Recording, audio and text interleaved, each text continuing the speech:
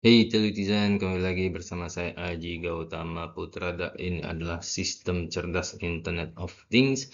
Kita sedang membahas pertemuan 5, yaitu MQTT, dan kita sudah sampai di bagian 3, yaitu kita akan membahas mengenai Indirect Communication. Jadi pada video sebelumnya kita membahas bahwa ada 3 jenis middleware. Yang pertama adalah interprocess communication, yaitu send dan receive. Kemudian ada remote invocation, yaitu request dan reply.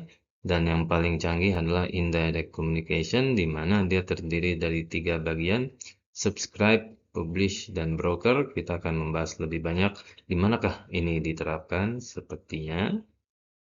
Nah, kita belum sempat membahas di mana sih indirect communication dengan subscribe dan publish ini diterapkan. Nah, salah satu implementasinya kalau misalnya yang sebelumnya adalah HTTP dan socket, kalau misalnya implementasi indirect communication itu MQTT yang kita akan bahas di pertemuan ini. Nah, tapi MQTT itu tidak semuanya. Ini ada contoh komunikasi indirect communication yang lain, yang seperti yang saya bahas. YouTube kan kita suka subscribe. Nah, itu adalah contoh indirect communication. Kemudian portal berita, misalnya kita mau menunggu suatu berita, tentu saja berita itu tidak akan datang sesuai keinginan kita, tapi sesuai kapan berita itu adanya, sehingga portal berita itu adalah contoh indirect communication. Dan MQTT ini tidak digunakan untuk YouTube dan portal berita, tapi digunakan untuk IoT. Jadi IoT itu adalah salah satu indirect communication lain. Kita akan bahas kenapa MQTT khusus untuk IoT.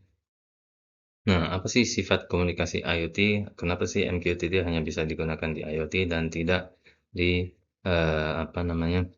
Tidak di hal-hal lain? Nah, komunikasi IoT itu pertama real time. Nah, biasanya IoT itu real time karena dia terhubung dengan benda-benda yang perlu respons cepat, misalnya smart lighting. Tentu saja lampu nyala dan mati itu harus saat itu juga. Nah, yang kedua itu biasanya IoT itu datanya ringan, karena biasanya melibatkan sensor-sensor yang hanya membaca misalnya suhu atau kelembaban contohnya. Nah, suhu kan hanya angka, tidak bisa dibandingkan dengan komunikasi konvensional yang biasanya berat, misalnya multimedia, dia mengirim video, makanya MQTT itu tidak cocok untuk video dan lain-lain ya, cocoknya untuk membawa data yang ringan sehingga dia lebih real time. Komunikasi konvensional tidak memperhatikan real time seperti MQTT. Nah, jadi kalau dirangkum MQTT itu apa? Dia pertama adalah tipe middleware yang publish dan subscribe. Yang kedua dia bersifat real time, jadi cepat sekali komunikasinya. Yang ketiga dia lightweight, dia tidak bisa membawa data yang banyak.